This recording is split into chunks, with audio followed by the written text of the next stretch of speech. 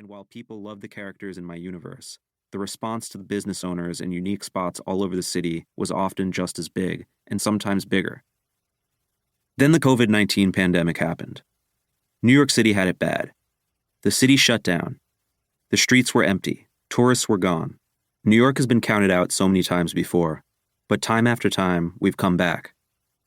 The Daily News Ford to City drop-dead headline era of the 1970s, the gritty 1980s, 9/11, and however many other ups and downs you can count, New York has weathered everything. But the pandemic was something else. Along with the death toll, hospitals filling up, and people leaving, businesses were closing left and right. The only thing I figured I could do was make videos of owners trying to keep the lights on, and also share information on how to help them and other New Yorkers who are struggling to get through one of the scariest times any of us can recall. Fortunately, we were able to make an impact and raise enough money and garner enough support to help keep many businesses afloat. Once things started to reopen, I found myself in a unique position as someone with New York in their name. Everyone wanted to know my favorite places in the city.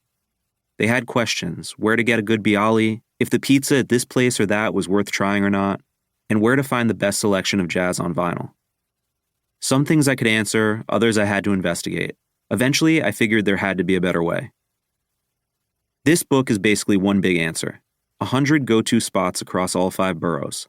This is not just a guidebook. This is a document of a moment in New York City. It's a moment of transition. What does the future hold? I have no idea. But I'm hopeful that these small businesses will always have a place here, and that in 20, 50, or 100 years, when somebody walks into a bookstore and sees a copy of this book, they'll open it up and find that all the places we went to are still in business. There are hundreds of other businesses I could have included in this book. To make it a little easier, I didn't get too deep into bars, cafes, and fine dining establishments, etc. I love those places, but the fact is that I don't spend a lot of time in bars, and I'm more of a plate and eggs at a diner guy than a cloth napkin one.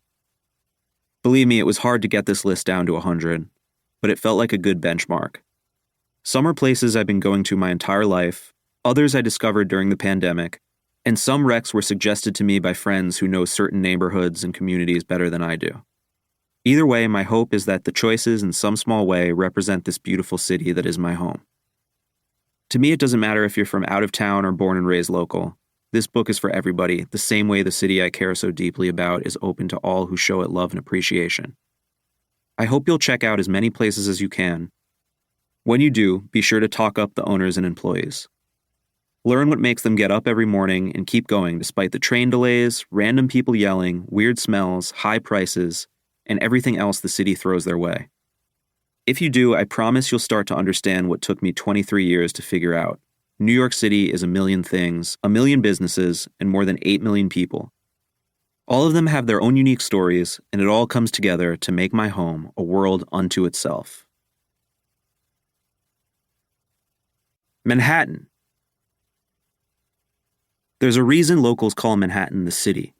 You have nearly 1.7 million people residing here, and that doesn't even begin to count the non-residents who are here on any given day, from tourists to commuters from New Jersey, Pennsylvania, or Connecticut. I get how it can seem chaotic to outsiders. There's constantly a jackhammer pounding in the distance and car horns blaring, and you can't go more than a block or two without seeing scaffolding covering a building. Since I was born and raised in Manhattan, it's normal to me. Some people love it and thrive off the energy, but I can understand how not everybody gets the city. From 1785 to 1790, Manhattan was the capital of the United States, but I think the Founding Fathers were pioneers at recognizing that New York City isn't a town for everyone. Today, Manhattan is New York City's center of finance, media, entertainment, and government. This by default makes it a kind of unofficial capital of the country and arguably the world.